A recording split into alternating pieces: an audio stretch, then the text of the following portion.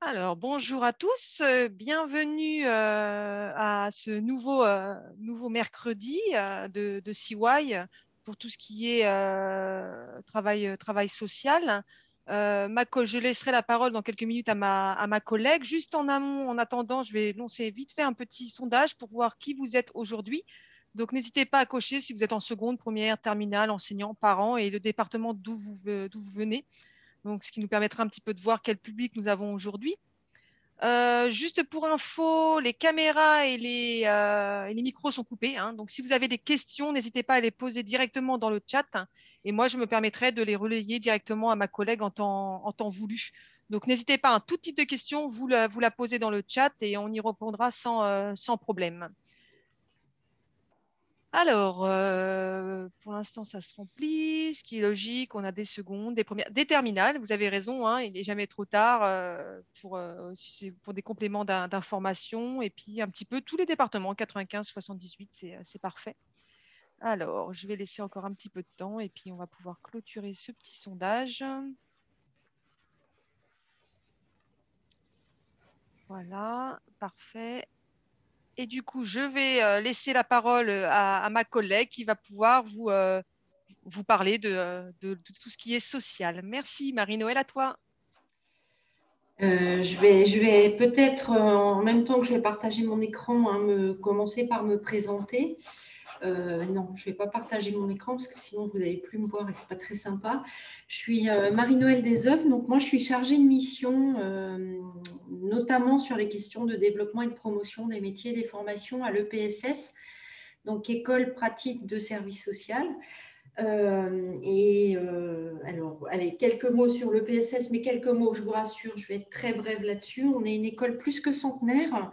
Et pour l'anecdote, on est une des premières écoles de travail social. Donc, c'est quand même pour vous dire qu'on connaît bien de quoi on parle. Et d'autant plus qu'en fait, on est dans les écoles de travail social. En fait, la majorité des formateurs viennent du travail social. Donc, moi, j'ai été conseillère en économie sociale familiale. J'ai travaillé sur le terrain en structure d'hébergement, dans des quartiers, enfin voilà. Donc, mais quand vous parle de travail social, certes, on vous parle de la formation, mais on est aussi capable de vous parler des métiers, puisqu'on connaît aussi les métiers. Voilà, allez, je vais partager mon écran. Hop. Et je vais partager un support. Hop. Allez, c'est parti alors. Alors, pour démarrer, on va démarrer par un petit quiz pour voir un petit peu où vous en êtes, vous. Par Ce n'est contre, pas un Marie-Noël, on quiz voit pas d'évaluation. Marie-Noël, on voit pas ton écran. Ah, Moi, je le vois pas, donc. si toi, tu ne le vois pas, personne ne le voit, je pense. Hop, Ah, voilà, là, c'est mieux. bon là, voilà. Super. Ok, merci Armel. Voilà, on va juste avoir quelques petites questions pour voir où vous en êtes. Et c'est moi pour savoir si je peux utiliser rapidement des sigles ou comment je peux me caler vis-à-vis de vous. Alors, que veut dire AS? Assistant de service. Donc, vous mettez 1, 2 ou 3 dans le chat et Armel, parce que moi, je ne vois plus le chat, elle me dira ce que vous répondez majoritairement. Assistant de service scolaire, 1. Assistant de service social, 2. Assistante de service de solidarité, pardon, sociale, 3. Armel, j'ai Voilà, besoin de Oui, toi. oui, mais pour l'instant, Ah ouais, je n'ai parce pas que de je ne te vois réponse. plus, donc Oui, je sais bien. c'est déstabilisant. Pour l'instant, je n'ai rien. Ah, alors deux. Pour l'instant, j'ai deux. 2. N'hésitez pas à répondre, hein, dans le chat, hein. Allez, on part pour Ah, il y a une 2. personne qui dit je ne sais pas. Donc, elle est honnête. Voilà, oui, vous pouvez. Alors, en effet, c'est assistant de service social. C'est un des métiers dont on va parler cet après-midi. Alors voilà, juste pour l'anecdote, parce qu'il y avait aussi assistant de service scolaire. Un assistant de service social peut travailler dans un service social scolaire. Voilà. Mais ce n'est pas un assistant de service scolaire.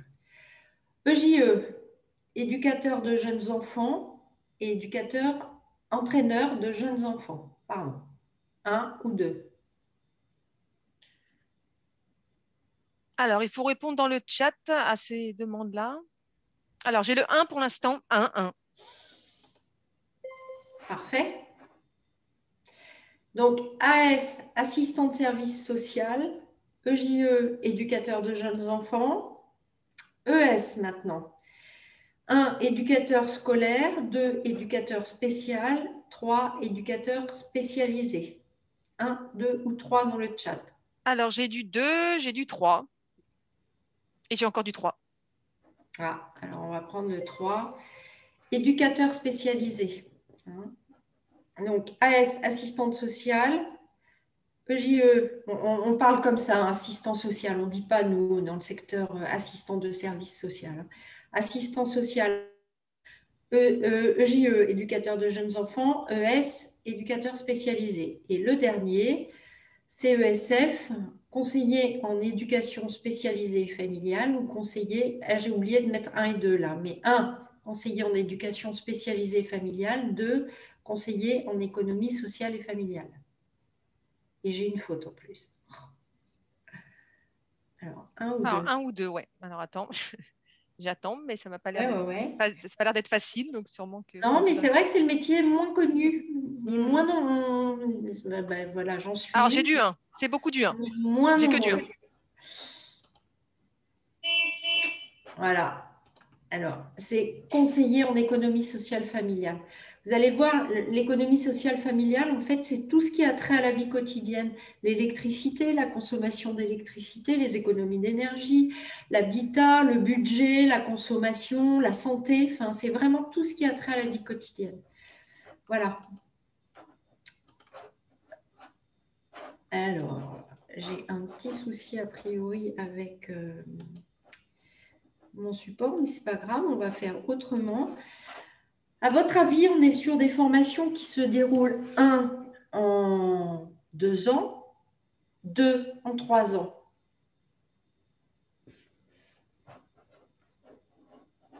Un en 2 ans, 2 en 3 ans. Alors, 3 ans, j'ai pas mal de 3 ans en fait. Ouais, En fait, tout à fait, vous avez raison. On est sur des métiers là à grade, licence ou voire avec une licence, on va en parler un tout petit peu plus après. Mais c'est 3 ans de formation pour l'ensemble des métiers. Il y a une petite particularité pour les CESF, mais c'est quand même 3 ans d'études. Allez, ah mince, j'ai relancé le jeu et c'est pas du tout ça que je veux faire. Hop, je veux passer à la slide d'après. Voilà. On va rapidement brosser un portrait des métiers du travail social. Alors, si on passe par ce petit détour, c'est aussi parce que sur le terrain, on est amené à travailler avec tous ces gens-là et que vous, pour votre orientation, ça peut être bien. Alors, peut-être pas pour les terminales qui sont un peu plus avancées dans leur projet, hein, mais pour des premières et des secondes, de savoir un petit peu qu'il y a d'autres métiers et faites un métier avant tout du cœur, je dirais. Faites un choix, donc il y a plein d'autres actions, hein. On en a une autre, Armel, c'est en avril sur les métiers de niveau 3 et 4, je ne sais plus le combien. 7 avril. Le 7 7 avril. avril. Voilà, on va parler de la colonne de gauche sur votre écran, donc les métiers de niveau 3 et 4, AES, MET, ISF. Et aujourd'hui, on va se centrer sur les métiers de niveau 6. Mais voilà, les secondes et les premières, n'hésitez pas à revenir parce que ça vous permettra comme ça d'avoir l'ensemble de nos formations et des métiers auxquels on forme et de pouvoir faire votre choix. Puisque même au niveau 3, qui est un niveau CAP, BEP, on a des gens qui rentrent avec des masters. Voilà, c'est du choix d'un métier avant tout qui est à faire. Donc aujourd'hui, on va parler des niveaux 6. Donc juste très rapidement, niveau 3, 1 an d'études, accompagnant éducatif et social. On est sur un métier de niveau CAP et BEP. On est sur des métiers les plus proches des publics. Ils vont être dans l'aide à la réalisation des actes. Voilà, de la vie quotidienne, hein. S'habiller, manger, sortir, avoir des relations avec des gens. On est sur des publics en situation de dépendance, soit liée à l'âge, soit liée au handicap, à la maladie. Moniteur éducateur ME et TISF, technicien de l'intervention sociale et familiale, 2 ans d'études, on arrive à un niveau bac avec ça. Des métiers aussi de la proximité, ils utilisent la vie quotidienne un petit peu autrement, mais ce n'est pas l'objet de la formation aujourd'hui, n'hésitez pas à revenir le 7 avril. Hein. Les métiers de niveau 6, donc 3 métiers dont on a vu les acronymes là à l'instant. Alors, pour AS, EJE et ES, on est sur 3 ans d'études d'affilée. Et la particularité de notre formation à l'EPSS, c'est qu'on est en partenariat avec l'université. On fait partie du même grand établissement d'ailleurs qui s'appelle CY Université. Mais on est en partenariat avec l'UFR de sciences de l'éducation.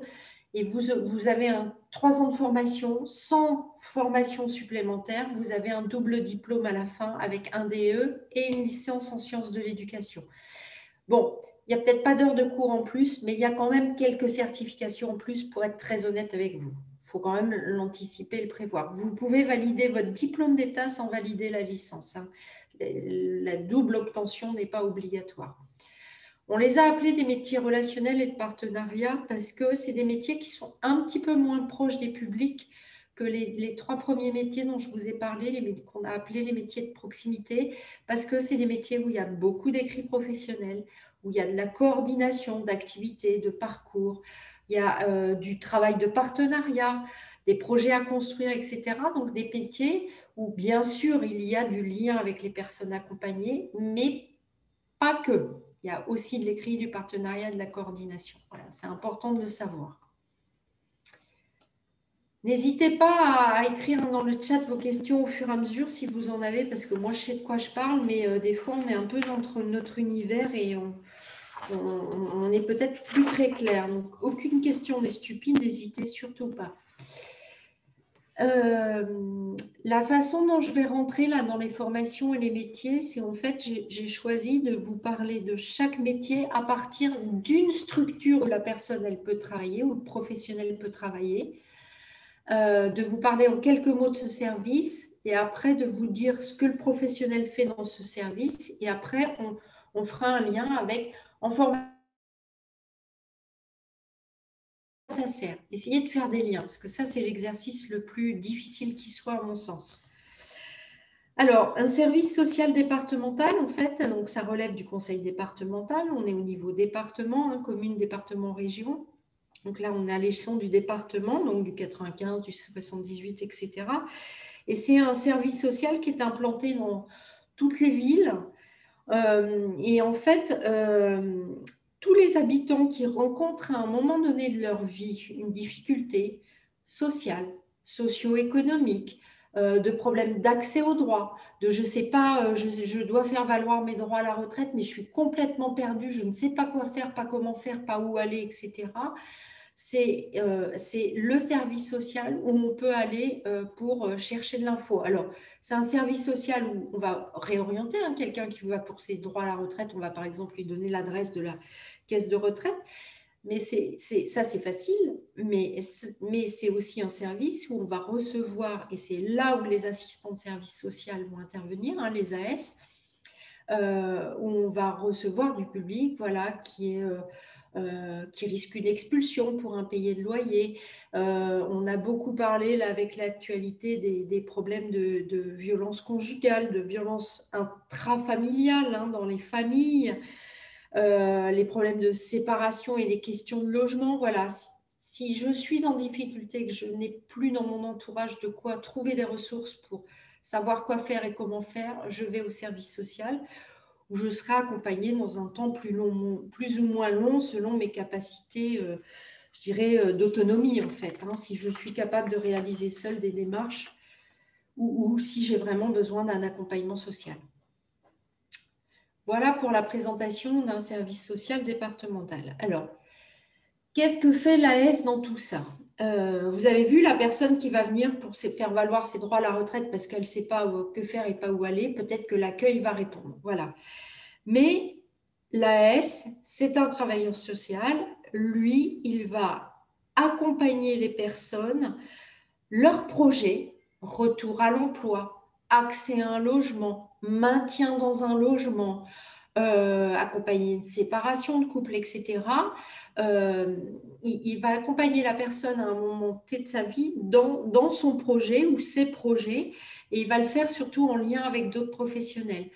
Par exemple, recevoir quelqu'un qui est en pleine séparation de couple, où c'est difficile, où les enfants vont pas bien à la maison parce qu'il y a trop de conflits, ça crie, enfin bon, parce que les parents ne se supportent plus, ne s'aiment plus, ne se supportent plus. Voilà, on va pouvoir dire, eh ben, allez voir le psy de tel endroit pour accompagner vos enfants, pour qu'ils puissent avoir un tiers-lieu pour parler. Allez voir vous un autre psy pour vous faire du bien, ou sinon parler de vos difficultés de parents, de vos difficultés d'adultes, etc. Et puis, on va envoyer vers un autre service pour tout ce qui va être de la question de l'accès au droit. Hein. Quel divorce on va pouvoir me conseiller? Est-ce que j'ai droit à une aide pour avoir un avocat, etc. Voilà, l'assistante sociale pourra aussi rédiger des écrits. On garde, tiens, par exemple, la situation de séparation d'un couple.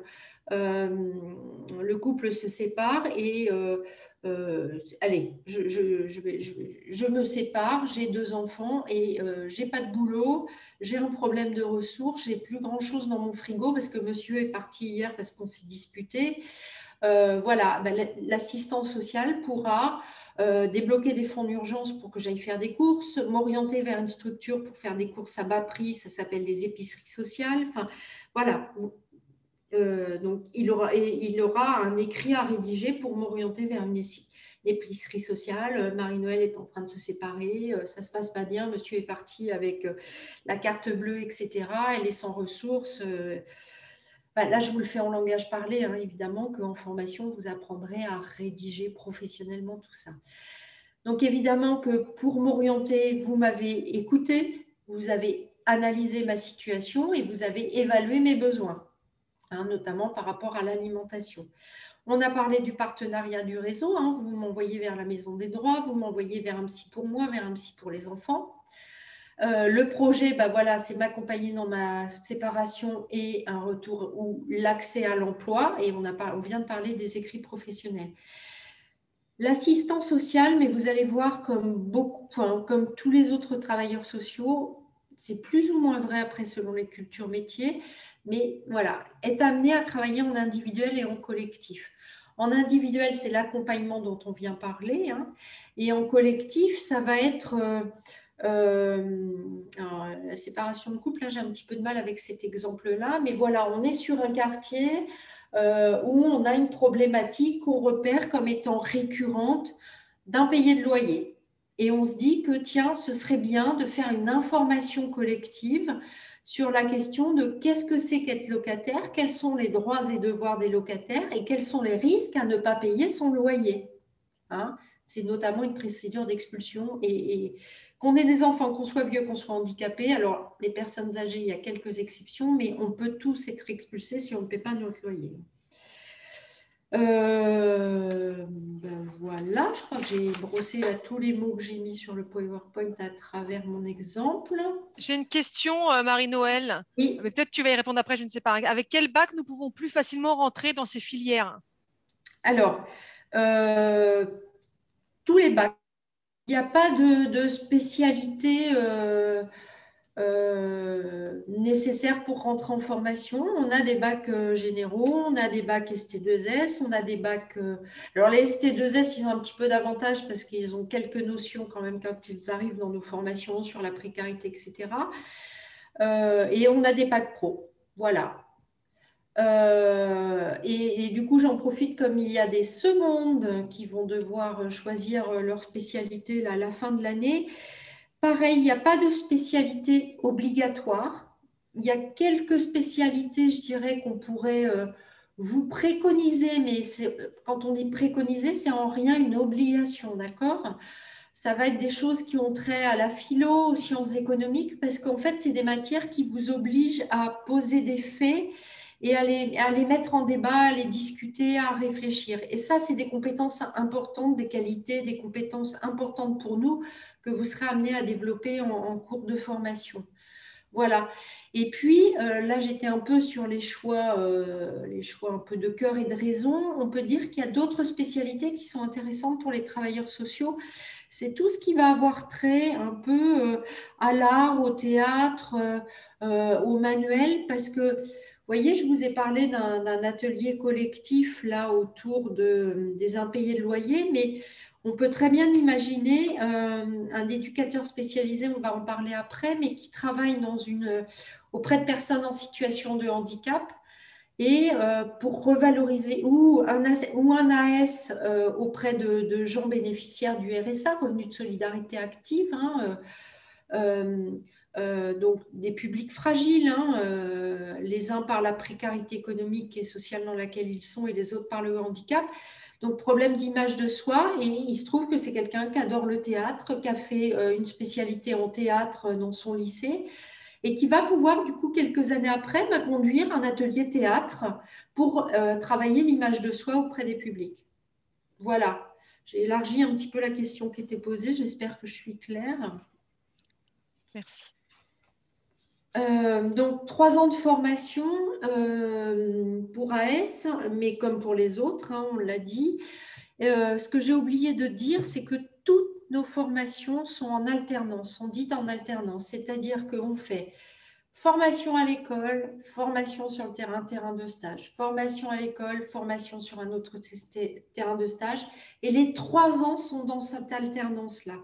Et quand vous revenez à l'école, on travaille aussi, il y a vraiment des temps pour travailler autour de ce que vous avez appris en stage, pour remettre les bons mots dessus, enfin les bons mots théoriques, pour vous aider à prendre de la distance, parce que dans le travail social, voilà, je vous ai parlé de divorce, je peux vous parler de décès, je peux vous parler de confronter quand même à des thématiques pas toujours très drôles. Et des fois, quand on est en formation, on est un peu touché par tout ça. Donc, il faut arriver à prendre du recul. Et arriver à prendre ce recul, c'est construire sa posture professionnelle. Et voilà, la formation dans cette alternance, elle est aussi là pour ça. Alors, là, je vous ai dressé une liste à la Prévert, on pourrait dire, ce ne sont que des exemples, hein, mais je vais surtout, moi, reprendre à travers l'exemple, hein, l'AS en service social départemental. On a parlé des écrits professionnels, donc vous voyez bien qu'il faut être formé pour apprendre à rédiger avec les bons mots, avec toutes les questions éthiques aussi, hein, c'est le deuxième point, c'est-à-dire la personne m'a dit des choses, mais qu'est-ce que j'ai besoin de mettre dans l'évaluation, par exemple, sociale que je rédige pour en dire, vous vous rappelez, madame, à l'épicerie sociale, donc pour qu'elle bénéficie de produits alimentaires à moins cher. Est-ce que j'ai besoin de mettre que la situation est extrêmement tendue à la maison, que le couple se dispute tous les jours, que les enfants ne vont pas bien? Non, j'ai peut-être pas besoin d'écrire ça. J'ai peut-être juste besoin d'écrire que voilà, il y a une séparation de couple un peu difficile, voire conflictuelle, et que madame n'ayant pas de ressources, monsieur étant parti, elle a besoin d'être aidée sur le plan alimentaire. Vous voyez, ça, c'est la question de l'éthique croisée avec la communication écrite.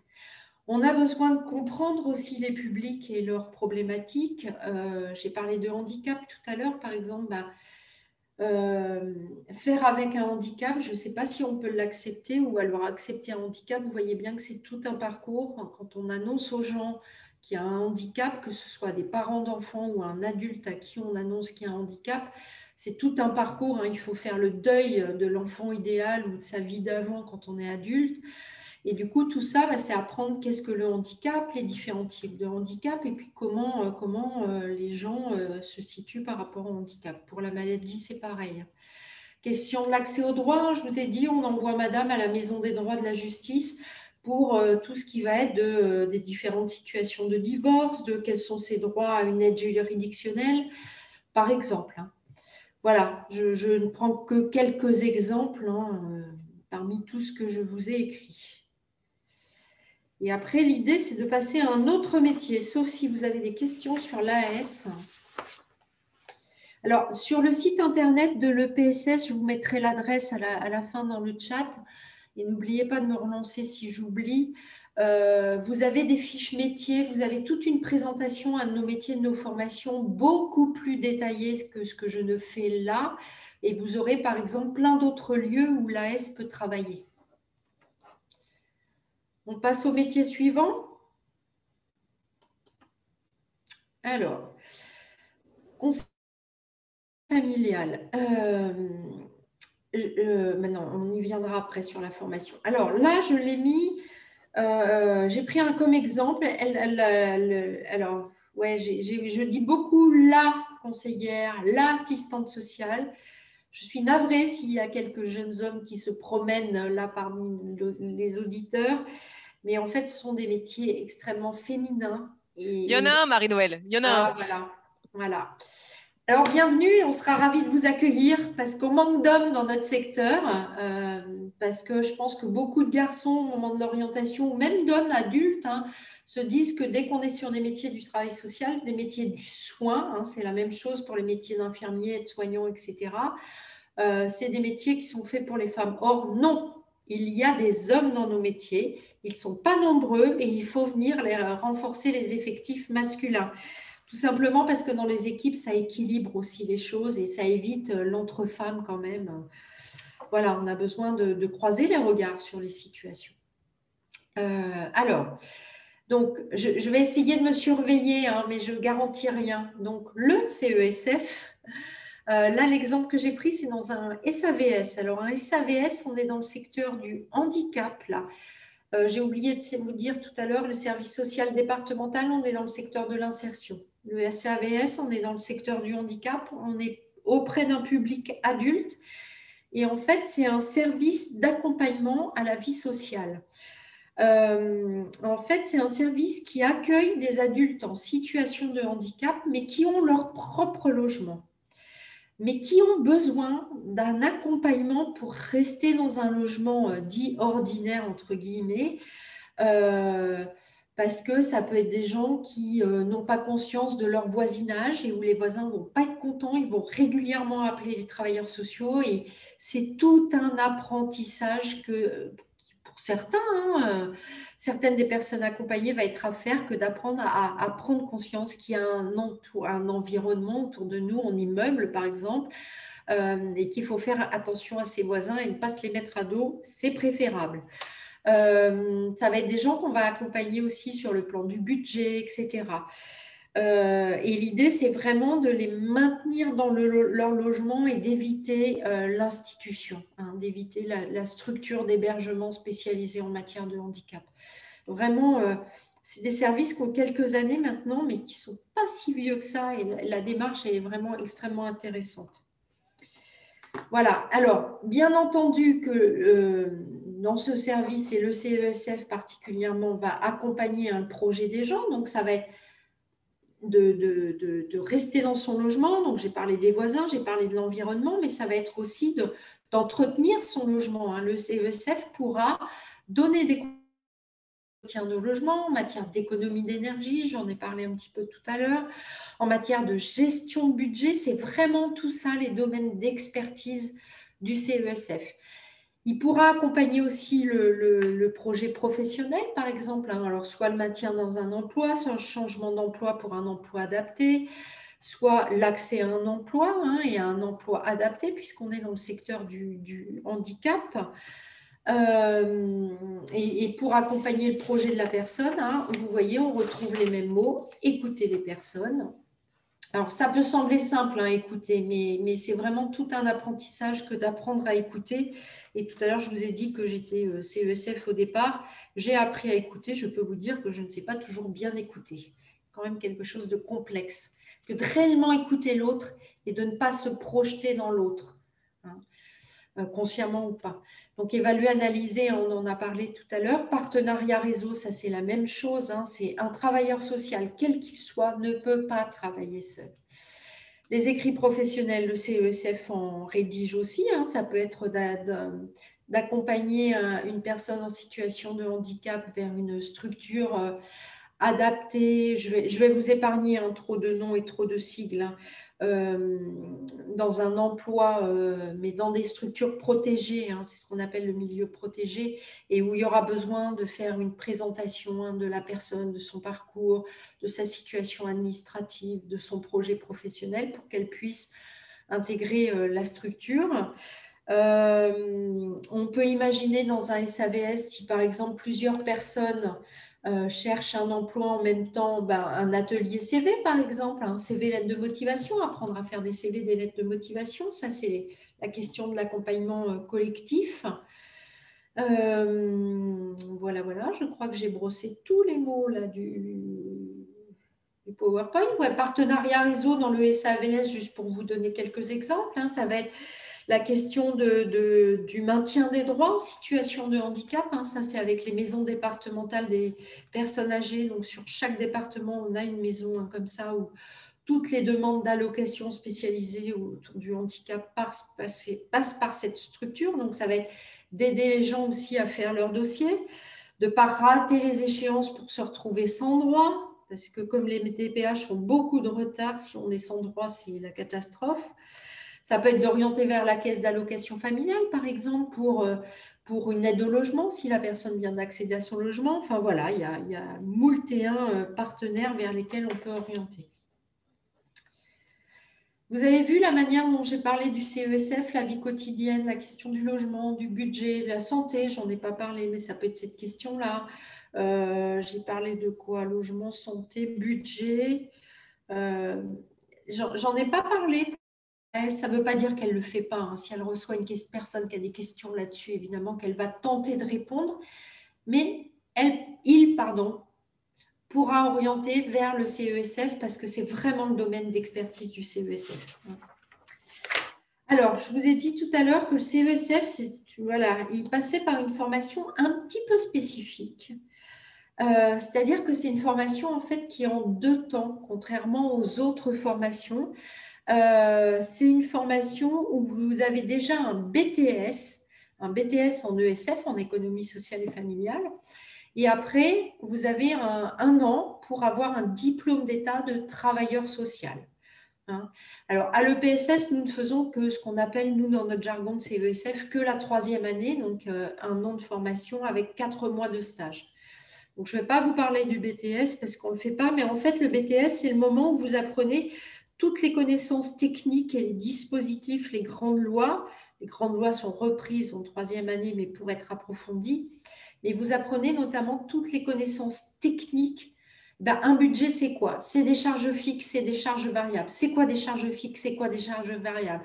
Quelles sont les marges de manœuvre sur les budgets, etc. Ça, c'est en BTS. En 3e année, là où on devient travailleur social, on va apprendre la loi sur le surendettement, le dossier de surendettement. Voilà, ça, c'est le BTS.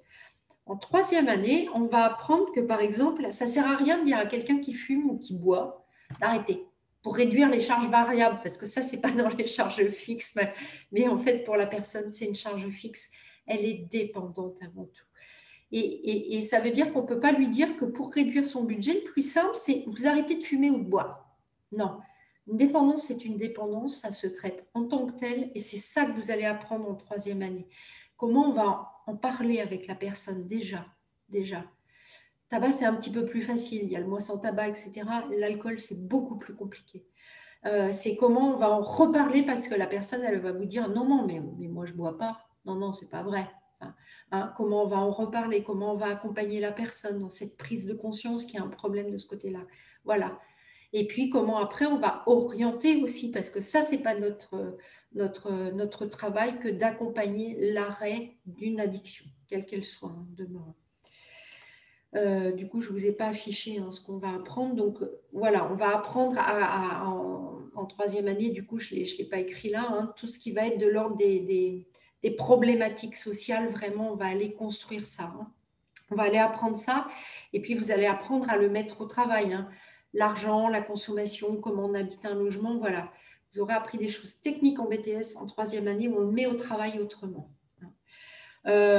Communication écrite, voilà, on en a déjà parlé, c'est la même chose que pour les autres travailleurs sociaux. J'en ai pas parlé pour ES et pour EJE. Hein. On apprend aussi les politiques sociales, les politiques de l'emploi, les politiques de la famille et les dispositifs qui vont avec, hein, pour pouvoir après orienter les gens. Voilà, je vous ai parlé du dossier de surendettement. À partir de quand on est surendetté, hein, ça la loi elle le définit, c'est cadré par la loi et du coup quelle est la structure auprès de laquelle je peux orienter la personne pour qu'elle retire un dossier de surendettement. quelles sont les conséquences à faire un dossier de surendettement. Par exemple, on retire aux gens les modes de paiement, donc chéquier, carte bleue, Visa, international, etc. Ils n'ont plus que des cartes de retrait. Donc, vous voyez, tout ça, voilà, on apprend toutes ces choses-là. Voilà, moi j'ai fini sur CESF. On passe à la suite. Allez, EJE. Alors, on a vu AS, on a vu CESF qui avait une particularité dans sa formation. Là, on arrive à un autre métier du travail social. Alors, lui, il a une particularité, non pas dans sa formation, mais dans son expertise, puisqu'il est et travailleur social et spécialiste de la petite enfance. Voilà, on voit bien qu'il est à cheval. Lui, il a un pied dans le travail social avec les autres métiers avec nous, mais il a aussi un pied dans le secteur de la petite enfance, hein, les crèches, les multi-accueils, enfin, toutes les structures qui font partie de notre environnement, là où on habite, et où les gens n'ont pas forcément de difficultés socio-économiques. Hein. Alors, là, j'ai pris un exemple d'une crèche parentale. Alors, c'est exprès, hein, c'est parce que j'en profite pour vous faire découvrir des structures de notre secteur. La crèche parentale, alors évidemment, qui dit crèche, tout le monde connaît, on accueille les jeunes enfants 3 mois, 3 ans, avant qu'ils n'aillent à la crèche. Mais une crèche parentale, elle est gérée d'une manière spécifique. C'est obligatoirement une crèche associative. Et au conseil d'administration, donc ceux qui décident de l'orientation de la crèche, etc., sont des parents. Donc en fait, je m'inscris à la crèche et je m'engage en tant que parent d'un enfant à qui que je confie aux professionnels, je m'engage aussi à être acteur de la crèche. Alors, je m'engage à minima, c'est à une demi-journée de présence par semaine auprès des groupes d'enfants. Et puis, je peux aussi m'engager plus, je peux m'engager à être au conseil d'administration, au bureau, donc dans les instances décisionnaires de la structure. Voilà. Et du coup, le JE, dans cette structure, vous voyez, on a un lien particulier avec les parents, puisque les parents, non seulement, elle va les conseiller sur l'éducation de leurs enfants, il y a des difficultés particulières, parce qu'on peut quand même avoir quelques parents qui ont des difficultés dans les structures de quartier, mais ces parents, ils sont aussi ses employeurs, puisqu'ils payent une cotisation à la crèche. Donc, c'est une situation très atypique de l'EJE, mais voilà, c'est pour ça que je l'ai pris, c'est parce que c'est aussi intéressant de prendre conscience de la complexité de nos métiers. Alors, le JE, je crois que dans les représentations communes, voilà, le JE, elle s'occupe des enfants. Alors, on peut dire ça, mais ce n'est pas celle qui va être le plus en lien avec les enfants au quotidien. Hein. Ça va être les auxiliaires de périculture, ça va être les CAP petite enfance, mais qui ont changé de nom et qui s'appellent maintenant des accompagnants éducatifs de la petite enfance, un truc comme ça. Enfin, voilà. Et puis des gens non formés, mais recrutés pour leurs compétences. Et elle va plutôt être chargée de coordonner un petit peu toute l'équipe. Voilà. C'est là où je vous ai dit que le métier de JE, il était particulier. Hein. Je vous ai dit, il a un pied dans le travail social, un pied dans la petite enfance et il a un pied aussi dans la coordination d'équipe. Donc, dans la coordination d'équipe, ça veut dire aussi qu'il gère les soucis d'équipe, les conflits dans les équipes, les plannings, etc. Donc, il faut quand même en être conscient quand on postule au métier de JE. Souvent, dans les sélections, on nous dit « je veux m'occuper d'enfants ». Attention, le JE ne fait pas que s'occuper des enfants.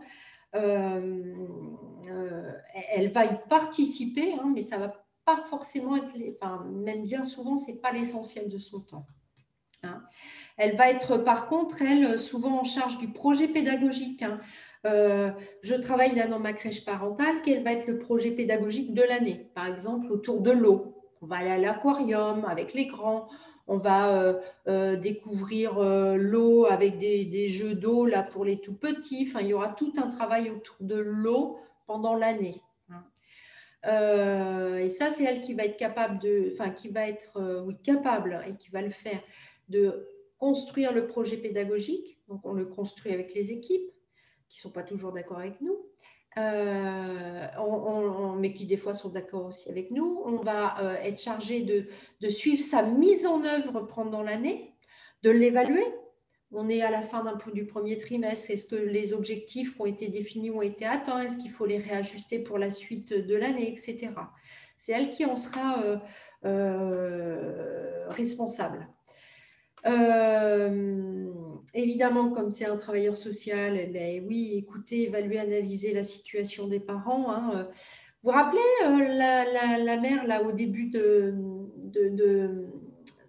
la visio, là, dont je vous parlais, en situation de divorce? On peut très bien imaginer qu'elle a un enfant donc un 3 mois, 3 ans, et que c'est à l'EJE en premier qu'elle a parlé de la situation problématique à la maison, hein, du divorce, des conflits, etc., que les enfants n'allaient pas bien, et que c'est l'EJE, pardon, l'EJE de la crèche qui l'a envoyé en lui disant, écoutez, j'entends ce que vous me dites, allez vous informer sur vos droits, sur les procédures, sur tout ça auprès de l'assistance sociale du quartier. Et puis nous, ben voilà, on va être attentif à votre enfant. Est-ce qu'il y a un changement de comportement? Puis ça, nous, on va le travailler avec vous. Hein, ce qui va relever de la prise en charge de l'enfant sera travaillé entre l'équipe de la crèche, notamment le JE, les parents et l'enfant, hein, dans ce trio-là. Et puis, les parents, ils seront après dans un autre lieu pour leurs problèmes d'adultes, je dirais. Donc là, je viens de vous parler, l'air de rien, des partenariats et des réseaux. Hein. Quand on travaille dans une crèche, sur un secteur, on doit connaître les intervenants, les structures qui peuvent accompagner les familles qu'on reçoit sur le quartier où on travaille ou sur la ville. Ah bah tiens, j'avais noté là en petit l'équipe en jaune, c'est peut-être pas très visible, mais ça, je vous en ai parlé. Hein. Le collectif, ça peut être de dire, bah tiens, là, on a les grands, là, les 3 ans, ils vont partir à l'école l'année prochaine. Et bah, ce n'est pas pour les enfants que c'est le plus difficile, c'est pour les parents. Et il faut qu'on accompagne ça par, bah, allez, on va se dire, 3 rencontres de parents pour préparer l'entrée à l'école maternelle, qui est un grand cap et qui est un cap pas facile pour les parents parce que, et pour les enfants par conséquent, hein, mais pour les parents parce qu'on passe des petits groupes de 15 maxi dans les crèches à des classes de 30 où en crèche, ils vont être 4 ou 5 dans les équipes, 3 ou 4. Et puis à l'école, eh ben, il y aura une incité avec de la chance, une ASEM, je ne sais plus ce que ça veut dire ASEM, mais quelqu'un qui aide l'instit. Ça change beaucoup hein, pour les enfants. Alors eux, ils n'en sont pas conscients en tant que tout petits, mais les parents, eux, ils savent bien et souvent, voilà, il y a des angoisses, etc.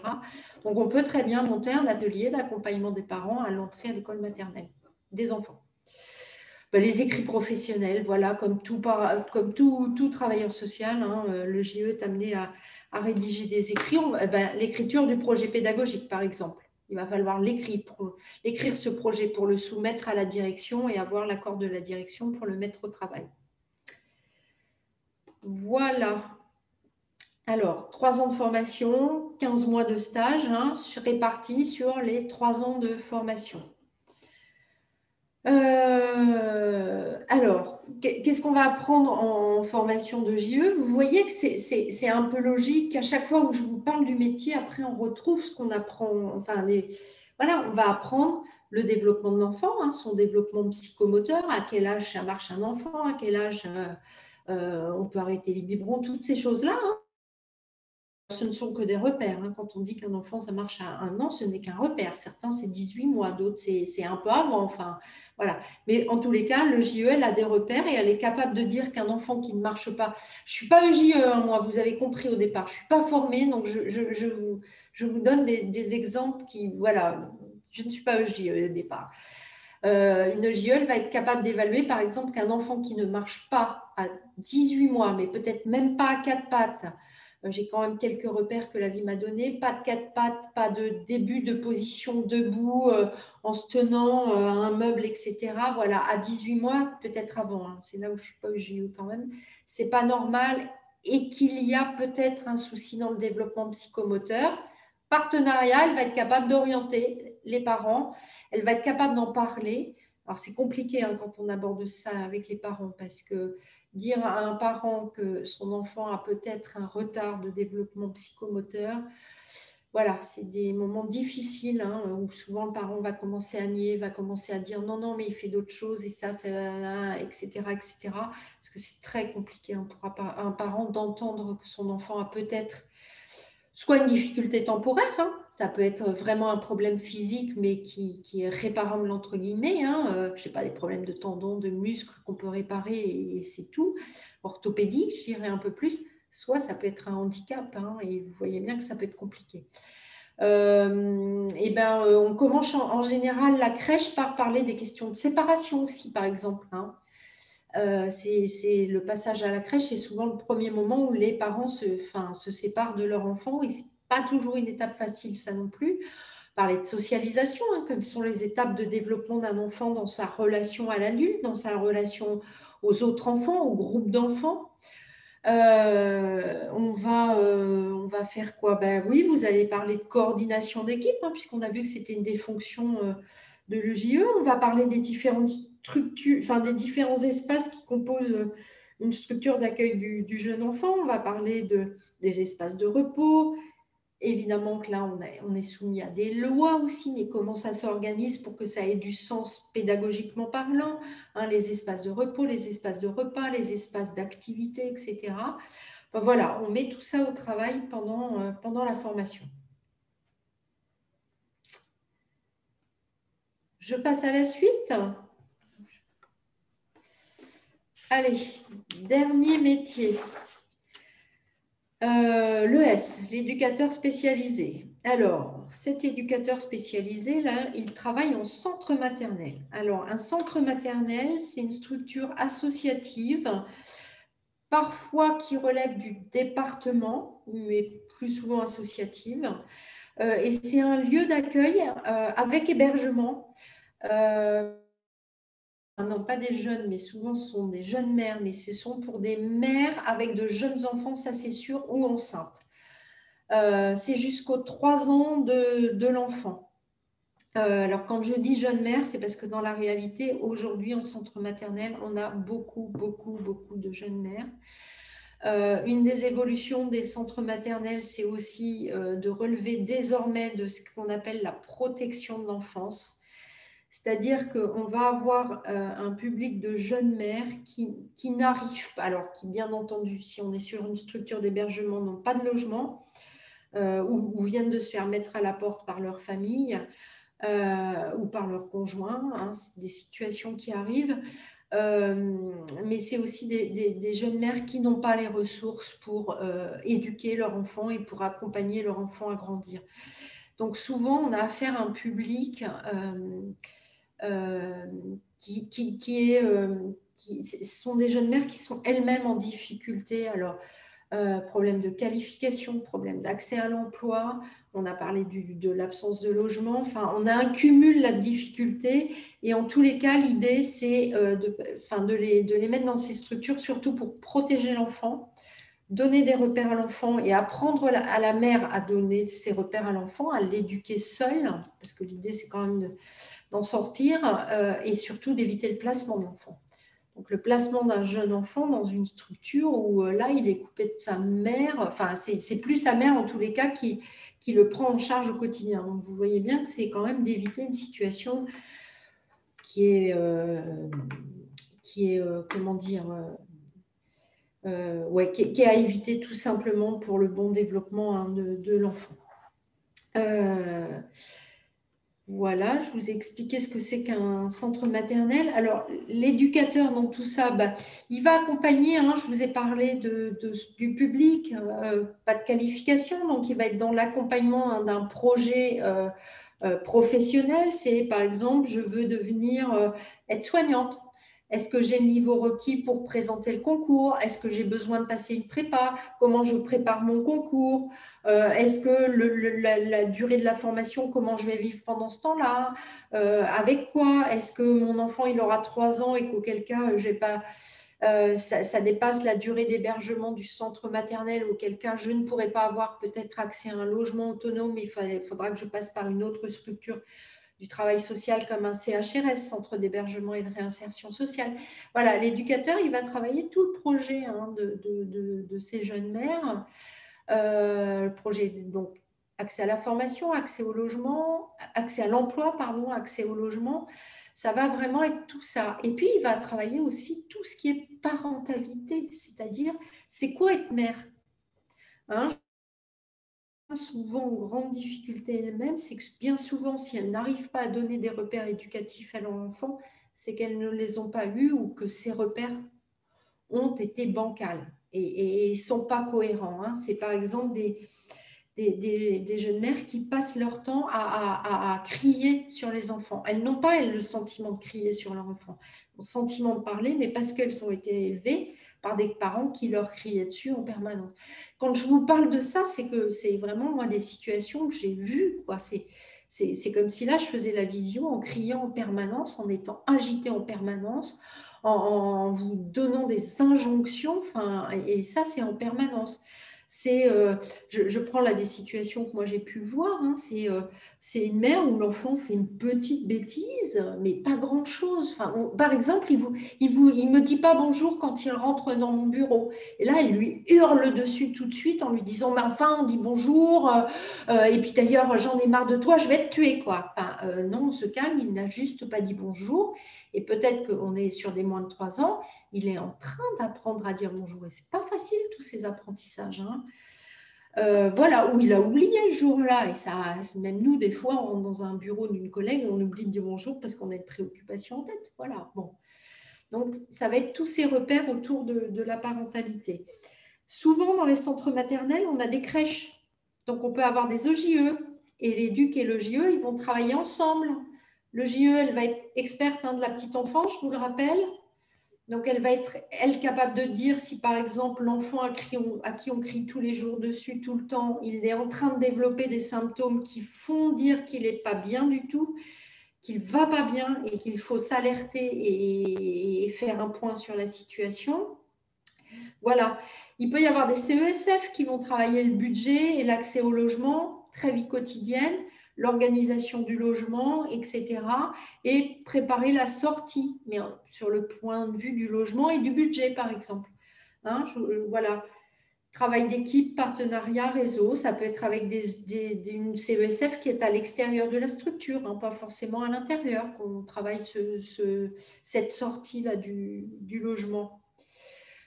Individuel et collectif. Alors, qu'est-ce que je pourrais prendre on peut reprendre l'exemple de l'atelier CV lettre de motivation, hein, qu'on a vu dans le SAVS, dans le secteur du handicap, là, auprès des adultes en situation de handicap qui sont dans leur logement.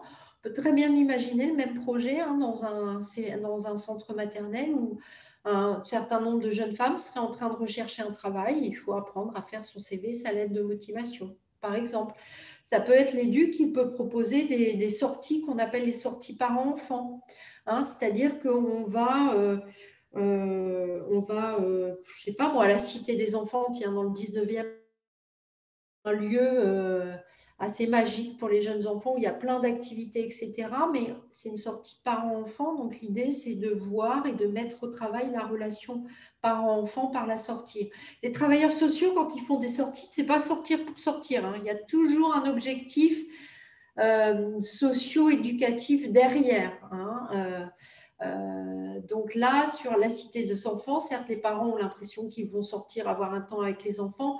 L'éduc, il va en profiter pour travailler. Par exemple, on est dans le RER. Non, tu ne laisses pas ton enfant courir comme ça partout dans les couloirs du RER parce qu'il se met en danger. Regarde, la porte est en train de s'ouvrir et de se fermer. Il peut mettre ses mains là et ça peut se coincer. Il va travailler tout ça, lui, derrière la simple sortie, comme on pourrait dire. Toujours un objectif de travail derrière les ateliers, les sorties, etc. Quel que soit le support qu'on prend, un objet de travail social. Il a les écrits professionnels, hein, comme les autres, hein, ça c'est logique. 3 ans, 15 mois de stage pendant les 3 ans de formation, hein, sur le même principe, l'alternance. Alors, l'éducateur, vous voyez, CESF, on a parlé de vie quotidienne, JE, on a parlé de la spécialiste de l'enfance. L'AS, je ne sais pas quel mot là, je n'ai pas le mot qui me vient en tête, mais on a parlé autrement, hein. On a parlé de demande, d'aide, de contraintes, d'enjeux de la relation d'aide, on a parlé de choses comme ça. Là, vous voyez, il y a un mot qui revient, c'est éducatif. éducateur spécialisé, mais c'est vraiment tout ce qui est de la question des repères et de l'étayage des gens pour pouvoir vivre en société.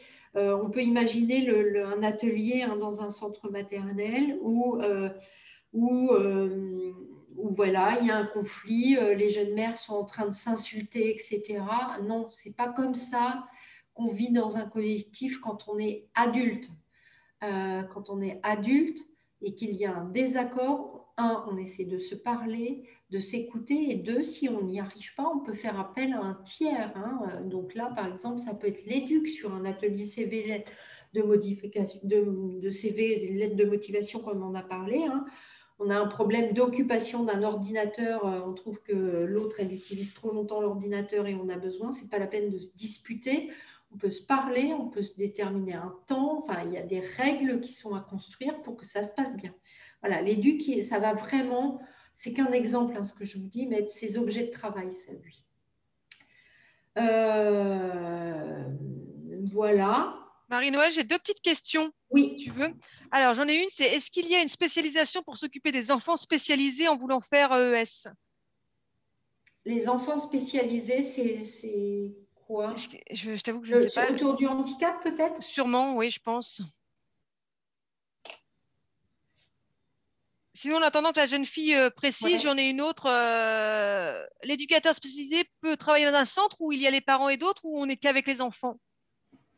Alors, l'éducateur spécialisé, il peut travailler, il est un peu tout public, lui. Il est de l'enfant au préado, ado et adulte. Ça dépend de la structure où il va travailler. On a par exemple ce qu'on appelle les éducateurs de rue. Ce sont des éducateurs qui sont dans les quartiers et qui vont à la rencontre des jeunes sur les quartiers, les jeunes qui vont s'installer sur les places, dans les pieds d'immeubles, etc. Vous voyez bien que là, on est sur un public ado, voire de plus en plus pré-ado malheureusement, mais ado et jeunes adultes.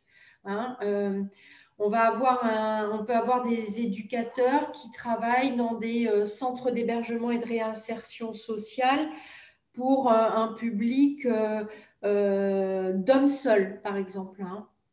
On peut avoir un éducateur spécialisé dans un IME, un institut médico-éducatif auprès d'enfants en situation de handicap.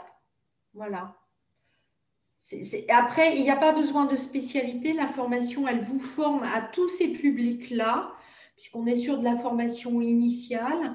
Et ça vous permet, vous, de construire votre parcours. Et après, dans la construction de votre parcours, vous avez des travailleurs sociaux qui vont naviguer un peu d'un public à un autre. Ils vont rester des généralistes. Moi, c'est plutôt mon cas, par exemple. J'ai eu affaire à des publics différents. Et puis, vous avez d'autres professionnels qui ne font pas le même choix et qui se spécialisent, par exemple, dans le handicap. C'est-à-dire que leur carrière professionnelle, ils vont travailler dans des structures autour du handicap et certains deviennent même un peu experts de certains types de handicap. C'est les choix que chacun va se construire au fil de sa carrière professionnelle. D'accord, c'était bien handicapé, que voulait dire la jeune fille. D'accord. Ok, voilà, je te laisse continuer, c'est bon. Il n'y a plus de questions pour l'instant. Et du coup, la deuxième question, j'ai répondu. Alors, attends, c'était l'éducateur spécialisé peut travailler dans un centre où il y a les parents et les celle-là, tu l'as répondu, celle-là? Non? Oui. Ou des parents et des enfants? Ouais. Oui, le centre maternel et de réinsertion sociale. On peut avoir des CHRS avec des publics d'adultes seuls sans enfants à charge. Alors, on est plutôt sur un public homme, ou ça peut être des CHRS pour des familles. Donc, des familles monoparentales, ou des familles avec enfants. Et parfois, on a des CHRS qui mixent un peu les publics. On a des personnes seules et des personnes avec enfants. Merci.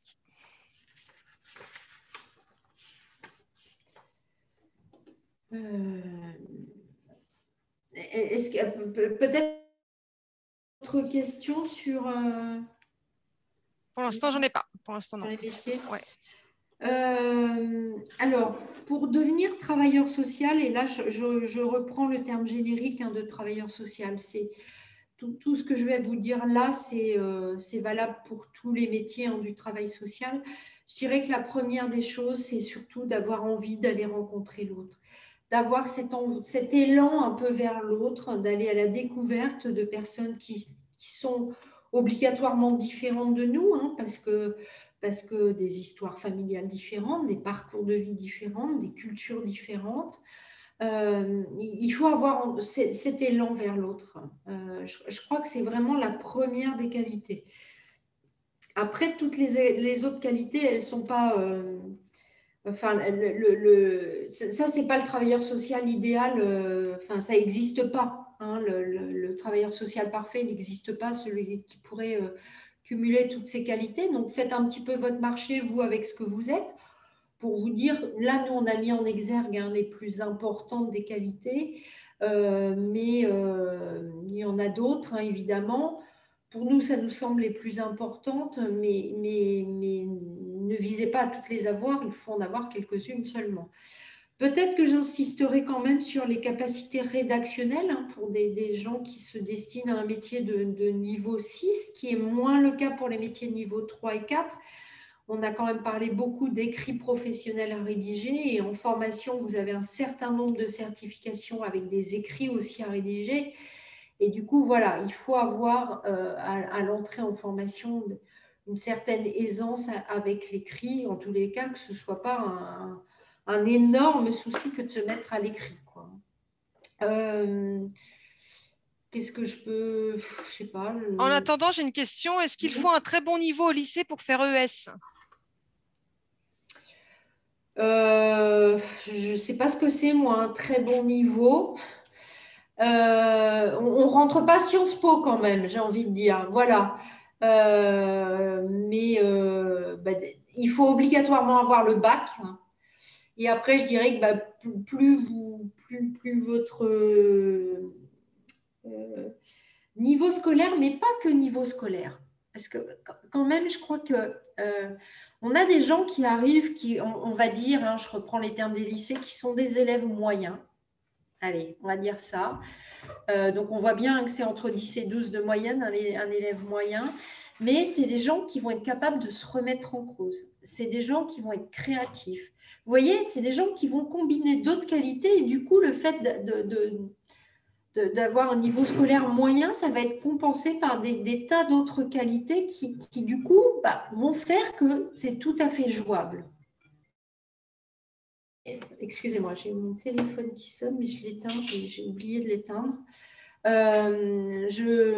Voilà, il faut avoir le bac pour rentrer dans nos formations. Mais si vous êtes, voilà, alors peut-être que vous êtes moyen aussi parce que vous n'êtes pas au top de vos capacités de travail. Et peut-être qu'il faut se mettre à plus travailler pour arriver en formation supérieure aussi. Enfin, vous voyez, répondre à est-ce qu'il faut être un bon élève, c'est difficile, quoi. Peut être un élève moyen, mais avoir d'autres qualités qui sont là et réussir, j'ai envie de dire. Mais c'est sûr qu'il faudra bosser, hein, en formation. Après, vous êtes aussi accompagné. Hein. On ne rédige pas un mémoire à la fin de la première année. Non, le mémoire, c'est en fin de formation et vous êtes accompagné. Il y a des guidances. Vous rendez des écrits avant de rendre le vrai mémoire, entre guillemets. Donc, voilà, il y a encore 3 ans de formation pour continuer aussi à travailler et à être prêt à tout ça, quoi.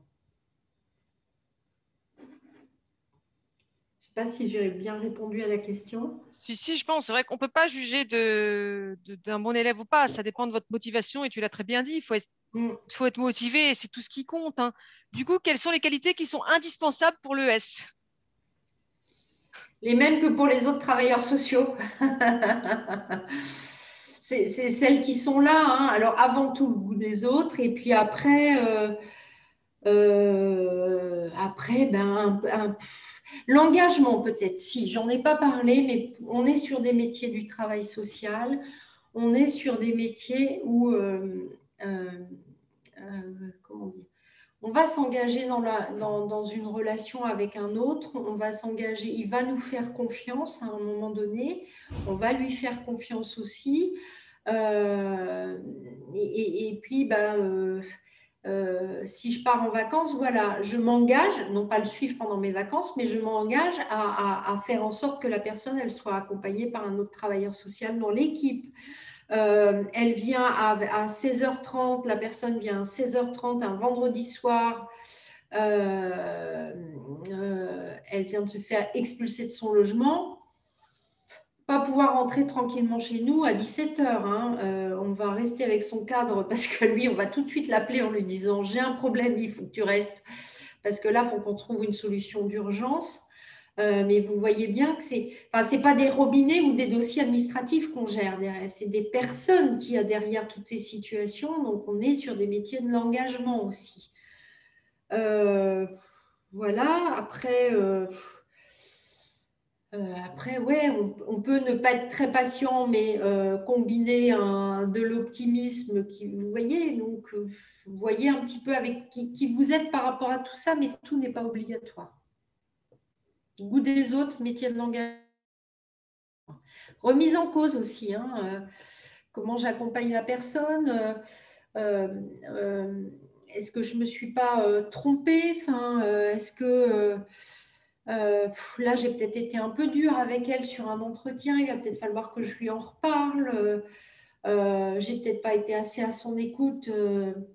Je vous prends un exemple, hein, nous aussi, travailleurs sociaux, on est confrontés aux problèmes de la vie. Hein, moi, un jour, mon mari m'a appelé au boulot, il venait de se faire virer.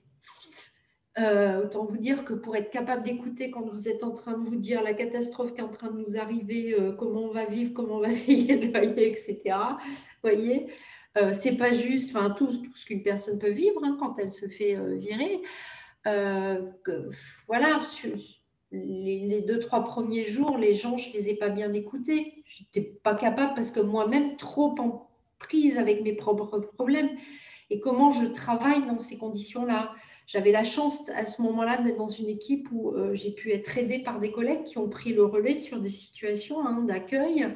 Et puis, il y a des gens où, quand je les ai accueillis, je leur ai dit qu'on allait traiter, je ne leur ai pas dit ce qui m'arrivait, hein, c'est là où est ma posture professionnelle. Ils ont assez de leurs problèmes, ils n'ont pas besoin d'avoir affaire aux problèmes du travailleur social. Où je leur ai juste dit que là, je n'étais pas en capacité aujourd'hui de bien les écouter parce que j'étais fatiguée, trop fatiguée, qu'on allait ces jours-là traiter que des problèmes les plus urgents, alors des problèmes administratifs, etc. Et on s'est recalé un rendez-vous plus tard. Vous voyez, mais ça veut dire d'être capable d'avoir du recul sur soi et de ne pas jouer le Zorro, je suis capable de tout, etc. Je suis toujours un super pro. Non, nous aussi, on est à des moments de nos vies fragiles et du coup, où on fait mal des choses, hein, ça nous arrive, et comment on met ça au travail avec les gens. Mais ça veut dire qu'il faut être capable de se remettre en cause. Et justement, la jeune fille me demande, et du coup, comment nous pouvons travailler sur notre empathie tout seul, car j'ai peur de ne pas arriver à faire part entre mon métier et ma vie plus tard. Alors, ça, c'est mis au travail pendant la formation. C'est des choses, et c'est là l'intérêt des stages, c'est que c'est aussi des choses qu'on va apprendre avec le terrain petit à petit, tout doucement, tranquillement, et qu'on continue à apprendre hein, au début de sa carrière professionnelle, mais j'ai presque envie de dire tout au long de notre vie. Et puis après, chacun, on est différent. C'est les uns, le soir, il faut aussi arriver à prendre soin de soi pour être capable de rester dans cette posture professionnelle.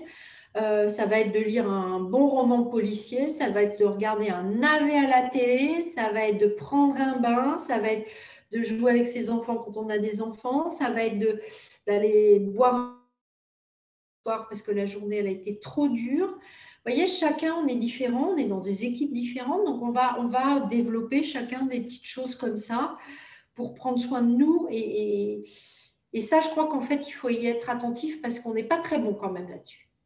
Donc, il faut y être attentif, notamment dans les moments où on a trop de situations difficiles. Moi, l'image que j'utilise, c'est les moments où j'ai des clignotants qui s'allument. Moi, par exemple, j'ai jamais voulu aller travailler dans tout ce qui est maladie et handicap. Ça, c'est lié à mon histoire de vie, c'est lié à mon parcours, c'est lié à ce que je suis.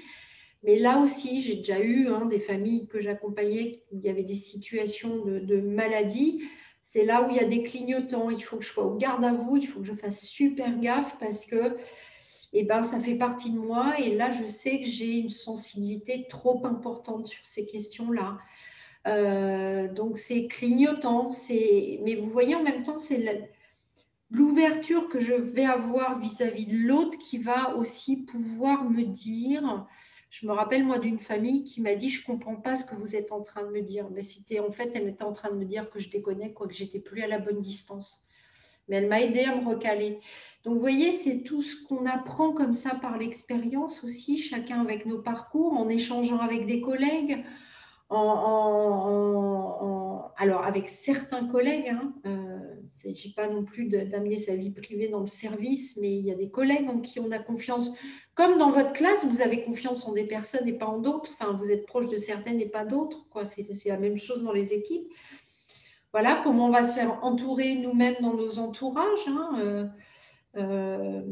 Moi, quand j'étais travailleur social, je parlais rarement, hein, de ce que je rencontrais au travail. Mais alors, les jours où il fallait que j'en parle parce que trop, c'était trop, il y a des conditions, hein, pour le faire. On ne donne jamais les noms des familles, voilà, on ne dit jamais tout, etc. Mais voilà comment je pouvais aussi dire au moins à mon entourage, tiens, aujourd'hui, j'ai fait un signalement d'enfant en danger et là, je ne suis pas bien, quoi. Découvrir une situation de maltraitance d'un enfant, de faire un signalement d'enfant en danger, ça ne laisse pas indifférent, quoi. Enfin, voilà. Vous rentrez chez vous le soir, la mesure, elle n'est pas encore mise en place, vous ne savez pas ce qui va se passer le soir. Là, vous n'êtes pas bien, quoi. Hein. Enfin, et du coup, c'est comment on s'entoure, tout ça. Et puis, qu'est-ce que nous, on met en place, hein, le polar, le navet à la télé, le sport, enfin, voilà. Et tout ça, ça va nous aider aussi à être le plus à sa place possible. Merci.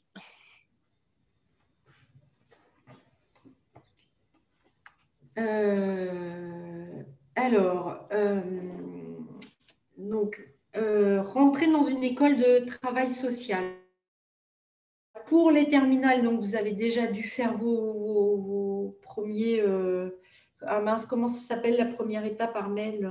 Les vœux Parcoursup. Les vœux, voilà, vos vœux. Mais ce n'est pas fini, puisque vous n'avez peut-être pas encore rempli votre projet de formation motivé. Voilà, donc c'est la première étape, hein, pour nous dans nos écoles. C'est que vous avez un dossier administratif à faire, hein, avec vos notes, enfin Parcoursup, quoi. Et puis, il y a un projet de formation motivé à rédiger. On a certains critères qui sont très précis, hein, qui sont, pas très précis, mais qu'on a essayé de rendre lisibles dans les pages consacrées à notre école, hein, sur Parcoursup, puisqu'il y a on vous donne nos critères d'évaluation. Là, je vous en ai fait une synthèse, mais voilà. Et puis, un entretien oral. Hein. Donc, vous déposez votre dossier, là, vous le validez sur Parcoursup avec le projet de formation motivé, et puis après, vous avez un oral. Je dirais que ce soit, hein, le projet de formation motivé ou l'entretien, on attend quand même globalement les mêmes choses. Évidemment qu'à l'entretien, on attend une posture adaptée, hein, à une situation de jury, mais enfin, rien d'exceptionnel. On attend des capacités relationnelles quand même. Vous destinez à un métier de la relation à l'autre. Si vous êtes mutique dans un oral, on va se poser question. Alors après, on sait très bien qu'il y a le stress, hein, qui peut vous faire perdre vos moyens pendant les entretiens. Ça, nous, on vous accompagne, mais à un moment donné, il faut qu'il se produise des choses dans la relation avec le jury quand même. On attend des connaissances. Mais les connaissances, si je vous ai fait une présentation comme ça, c'est parce que voilà, on attend que vous arriviez à nous dire avec vos mots des choses qu'on s'est dites là aujourd'hui, hein, des connaissances sur le métier, la formation, d'arriver à nous montrer, hein, pourquoi vous êtes motivé pour le métier d'éducateur. Je vous prends un exemple. Les EJE qui nous disent qu'elles aiment les enfants, ça ne nous suffit pas. Vous avez compris, elles travaillent avec des parents, elles travaillent avec une équipe, elles travaillent du projet, elles travaillent de l'écrit, etc. Et compris qu'on attend autre chose que moi, j'aime les enfants parce que, comme une collègue formatrice JE me l'a dit un jour, 98% de la population aime les enfants. C'est vrai que moi, j'aime les enfants, mais je n'ai jamais voulu travailler auprès d'enfants. Donc, qu'est-ce qui fait que vous êtes intéressé par ce métier-là, hein? On attend que vous nous montriez votre curiosité, votre ouverture d'esprit, hein. C'est que vous vous intéressiez à des questions sociales, des questions de société, hein, l'insertion, l'éducation, enfin, j'en sais rien, moi, hein. Enfin, voilà, on attend une ouverture d'esprit. On attend un projet réaliste, mais un projet réaliste, des fois, on a des publics plus diversifiés, hein, dans les visios qu'on fait, mais si vos parents, vous êtes hébergés chez vos parents et qu'ils financent votre projet de formation et donc votre vie quotidienne pendant vos 3 ans d'études et qu'ils soutiennent votre projet, vous nous le dites, c'est tout. Ça, c'est un projet réaliste, hein. C'est par contre celui qui nous dit je ne veux pas être en apprentissage parce qu'être en apprentissage, nos formations sont accessibles en apprentissage et avoir un petit revenu, mais mes parents ne peuvent pas payer mes études du tout. Ça, ce n'est pas réaliste, hein. Donc, voilà, on attend que vous nous prouviez que votre projet il est faisable en fait, hein. Les qualités relationnelles, voilà, j'en ai parlé. Est-ce qu'il y a des questions?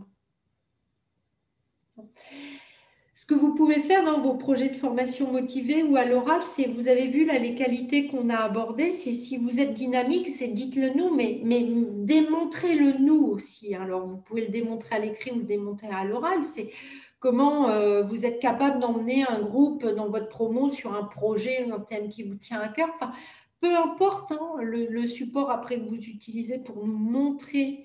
Mais voilà, de nous dire, c'est comme j'aime les enfants pour être JE, je suis dynamique. Ok, bon, mais il faut le prouver quand même que vous êtes dynamique. Bon, bah, choisir les spécialités, voilà, pour les secondes, ça on en a parlé tout à l'heure. Je peux peut-être le redire, hein. Histoire, géographie, géopolitique, sciences politiques, ça peut être intéressant.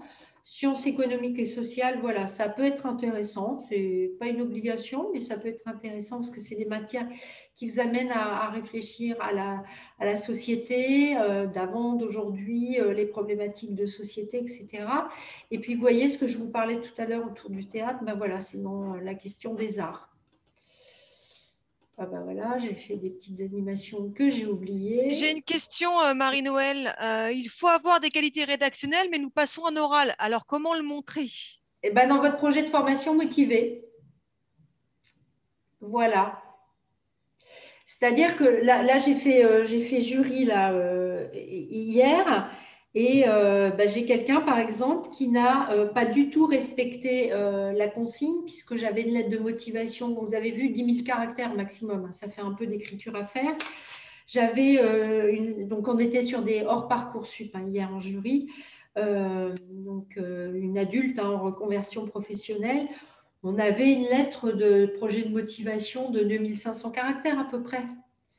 Et nos items, là, les indicateurs que je vous ai dit en vous disant allez bien les lire sur le dossier Parcoursup, voilà, elle avait répondu à pas grand-chose, quoi.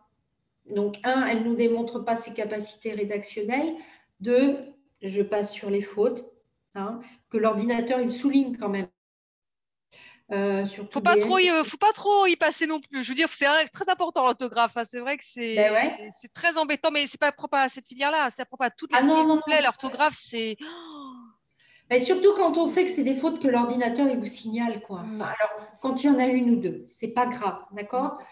Mais quand on en a un certain nombre sur une lettre courte, au bout d'un moment, vous voyez, voilà. Et puis, ça veut dire qu'on se dit que la personne, comment elle a préparé son projet? Elle n'est pas allée voir sur le site internet, elle n'a pas lu le règlement d'admission et notamment, on a fait une fiche synthèse où on explique les choses de manière synthétique puisque ça porte son nom, fiche synthèse. Enfin, et du coup, vous voyez comment montrer sa motivation, bah, en respectant aussi les consignes qu'on vous donne, parce que là, ça demande, enfin, vous voyez, c'est quelqu'un qui se met en difficulté sur l'oral, parce que vous imaginez bien, je ne lui ai pas montré, hein, puisqu'on doit rester neutre, mais je me dis dans ma tête comment elle a préparé son projet, quoi. Et puis après, elle a plus que 30 minutes d'oral pour tout nous démontrer, alors que quand vous nous avez déjà démontré des choses dans votre lettre, et ben à l'oral, soit on va aller plus loin, soit on va venir vous poser des questions complémentaires, mais on va avoir une évaluation beaucoup plus globale aussi. Voilà. Préparer son projet. Alors, je dirais que là, pour les Parcoursup, ce qui pourrait être intéressant, c'est de bien travailler son projet de formation motivé, de travailler, de préparer son oral. Souvent, on vous demande de commencer par vous présenter. Ça, vous, si vous ne l'avez pas imaginé, vous pouvez être déstabilisé, hein. Souvent, le jury se présente et vous demande de vous présenter. Puis après, on part sur des questions-réponses par rapport à ce que vous venez de dire, par rapport à votre lettre de motivation. Si vous avez le temps, et ce serait intéressant, c'est d'aller faire une enquête métier. Ça, c'est toujours intéressant de rencontrer un professionnel parce que même si vous avez lu, même si vous avez fait des recherches, que vous avez vraiment travaillé votre projet, ça reste théorique. Le professionnel, c'est celui qui va vous dire, bah, tu sais, accompagner des parents, c'est pas si facile. C'est en fait ce que je vous ai un petit peu dit, mais très succinctement, hein. Le professionnel, il va aller plus loin parce que lui, il va vous parler de quelques situations, etc. Là, on a 1h30 pour présenter 4 métiers. Donc, vous voyez bien que je vais très, très vite. Voilà, idéalement, prenez ce temps. Alors, si vous n'avez pas le temps avant votre projet de formation motivé, les oraux à l'EPSS ne sont qu'au mois de mai. Vous pouvez très bien le faire entre les deux et amener ça à l'oral. Le jury, là, si vous ne l'avez pas fait au projet de formation motivé, il sera épaté si vous arrivez avec ça à l'oral, quoi. Voilà. Mais du coup, Marie-Noël, vous les faites à distance ou en présentiel les oraux cette année? En présentiel pour l'instant. D'accord. On a le droit. On croise les doigts, ne se détériore pas, Mm. pas trop, en tous les cas qu'on puisse rester ouvert et sinon ce sera en visio. D'accord. Voilà. Donc, ben, du coup, puisque tu me poses la question, j'en profite, ce sera charge au candidat d'avoir une connexion de qualité, hein. Voilà, on ne pourra pas entendre d'argumentaire sur j'ai pas une bonne connexion, etc. Ce sera à vous de vous organiser pour aller chez des voisins, pour aller chez de la famille, pour avoir une connexion de qualité, hein. Je vous le dis parce qu'au bout d'un moment, il faut qu'on trouve des solutions et qu'on avance, quoi. Tout simplement parce que quand on a justement du mal à rédiger son projet de formation motivé, parce que souvent c'est les premières lettres qu'on vous demande, où on vous demande d'écrire je et pas la société pense, on dit que, ou Molière, Shakespeare, que sais-je, disent que. Là, on vous demande de parler en jeu. On sait que l'exercice, il est difficile. Donc, l'année dernière, on n'a pas fait d'oral, mais ça voulait dire que tous ceux qui pouvaient avoir des difficultés à écrire en jeu, hein, à parler de soi, ben, ils ont été fortement pénalisés, quoi, je pense. Donc, cette année, on a fait le choix de maintenir les oraux. Pour les secondes et les premières, ben voilà, on a dit plein de choses. On a parlé d'engagement, donc ça peut être de se dire, moi, je sais déjà que je veux être travailleur social. Je ne sais pas encore bien lequel, mais ça se travaille. Ça, vous allez avancer, vous allez cheminer, vous avez encore un peu de temps. Et ça peut être de dire, comment je m'engage dans ma classe, par exemple, en étant délégué de classe. Alors ouais, je suis timide, je suis réservée. Ce sera mon défi de l'année prochaine. Ça peut être, je peux m'engager dans des actions auprès du lycée, des actions solidaires, etc., à construire du projet, à réaliser des projets, à être sur des trucs d'animation. Ça peut être, bon, là, nos activités sportives, artistiques, etc., dans les associations sont un peu mises à mal. Mais voilà, si on reprend une vie normale, ou à peu près normale d'ici là, voilà, je fais du foot. Et je m'engage dans mon club auprès des plus jeunes. Par exemple, je veux être S, tiens, je fais du foot et je m'engage à entraîner un groupe de 6-8 ans, par exemple. Ça peut être drôlement intéressant pour nous. Parce que vous allez voir qu'animer un groupe de gamins, c'est pas simple, hein. Et du coup, ça va être pouvoir de nous dire ce que vous aimez y faire dans ça, ce qui a été difficile pour vous, comment vous avez avancé. C'était difficile au début, mais après j'ai appris. Puis l'éducateur sportif, il m'a expliqué quelque chose. Et ça va être de nous raconter tout ça après dans le projet de formation motivé à l'oral. Donc voilà, les secondes et les premières, vous avez un petit peu de temps. Ça peut être de vous engager dans votre ville, auprès d'une association, enfin peu importe. Ça peut être de vous engager une fois par mois dans une association. On n'est pas sur un engagement forcément très très fort, 2 heures une fois par mois. Enfin, j'en sais rien. Réfléchissez, regardez ce qui se passe autour de vous. Et en tous les cas, voilà, ça nous intéresse. Et je vous assure qu'on fait toute la différence dans les oraux entre qui se sont déjà essayés à tout ça. Ça les aide à mûrir leur projet. Ils ont déjà de la réflexion sur ouais, l'animation d'un groupe de 6-8 ans. Et ben, quand je suis arrivée, moi, je ne pensais pas que c'était aussi compliqué que ça. Et bah ouais, il y a les personnalités des uns et des autres. Après, il faut gérer le groupe. Après, il faut les gérer individuellement. Il faut les encourager. Mais comment on les encourage quand ils ne respectent pas du tout les règles, qu'ils ne nous écoutent pas? Enfin, voilà, d'aller expérimenter déjà un petit peu tout ça. Et puis, je dirais que surtout, ça vous aide à prendre confiance aussi en vous. Parce que vous découvrez des qualités que vous n'imaginez pas et que sinon vous nous annoncez un petit peu théoriquement, voilà, je suis dynamique, ben démontrez-le nous et voilà. Ce sont des beaux exemples, ça. Je Euh, propose de conclure, Marie-Noël, ou tu as encore des... Ah bah ouais, voilà, ah, j'ai pas bien. changé l'adresse du site internet, je vais la mettre dans le chat. Bah, N'hésitez pas, si vous avez conclure, encore des questions, n'hésitez pas. En ouais, attendant voilà, que... c'est plutôt ça, c'est les Mm. dernières questions, de laisser la place aux dernières. Voilà, donc Marie-Noël va vous mettre l'adresse mail de l'EPSS. N'hésitez pas à vous connecter, l'adresse mail, pardon, l'adresse internet de l'EPSS. Donc n'hésitez pas. Que je peux aussi donner, c'est on a une plateforme d'accès gratuit. Attendez, je vais piquer l'adresse mail en connexion anonyme où vous pouvez trouver par exemple des choses sur le métier de S, etc. Et puis une enquête métier aussi en exemple. Ce n'est qu'un exemple, hein. Vous pouvez poser des tas d'autres questions. Vous n'êtes pas obligé de poser toutes les questions. Voilà, ce n'est qu'un exemple. Voilà, en tout cas, c'était très riche. Merci beaucoup pour toutes les questions. Hein, on voit la motivation, elle est là, hein, rien que de Oui, poser des questions. je pense qu'on a au Mm. moins un ou deux candidats ES là, hein. Oui, oui, parce que rien que de poser des questions, je trouve ça très, très bien en fait. Hein. Donc, Ouais. n'hésitez pas, si vous voulez plus de renseignements, à nous contacter. Hein. Il n'y a vraiment pas Ah de, oui, de n'hésitez souci. Il pas, ne hein. faut pas hésiter. On est là à votre disposition. Donc, s'il n'y a plus de questions, je vais proposer de clôturer aujourd'hui. Donc, comme disait Marie-Noël, pour ceux qui sont intéressés, le 7 avril, hein, on vous donne rendez-vous pour d'autres métiers. Par contre, ce n'est pas les mêmes. Si tu veux les repréciser, peut-être, Ouais. Marie-Noël. Accompagnant éducatif et social, AES, métier de niveau 3, CAPBEP, moniteur éducateur ME, TISF, technicien d'intervention sociale et familiale, deux métiers de niveau 4.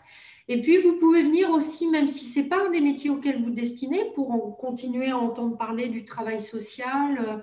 Alors, on refera hein, les qualités, etc. Il y aura des points communs, mais d'autres métiers, exprès, je parle d'autres structures. Voilà, ça peut être aussi une occasion de découvrir autre chose, même si vous savez aujourd'hui que vous voulez devenir ES ou autre. Voilà. Voilà, et pour ceux qui veulent, la semaine prochaine, il y a le droit. Hein. J'ai le mercredi de droit la semaine prochaine. C'est autre chose, mais pourquoi pas. Il faut s'ouvrir toutes les portes du possible. Hein. Donc, n'hésitez pas, si vous voulez voir ce que c'est les études de droit à CY, n'hésitez pas. Même horaire la semaine prochaine. Donc, en tout cas, merci à tous hein, de votre question. Alors, la personne dit qu'elle a plus de questions, mais merci pour tout. Donc, en tout cas, merci pour vos questions qui étaient très, très riches.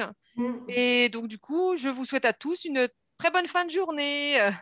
Bonne fin de journée. Au Au revoir. revoir.